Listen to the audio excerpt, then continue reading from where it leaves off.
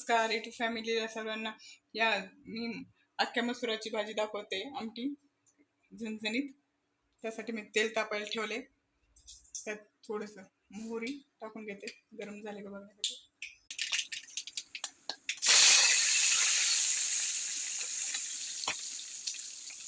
कच्चा कांदा परतलाय, टॅमॅटो घालून घेते.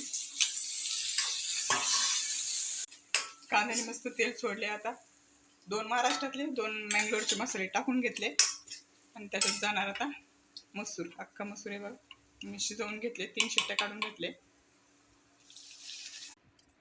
कोथिंबीर नाही ना? मला पाहिजे असेल तर कोथिंबीर टाकू शकता, माझ्याकडे नाही. ही आमटी तुम्ही कशाबरोबर पण खाऊ शकता. तुमची बात आहे.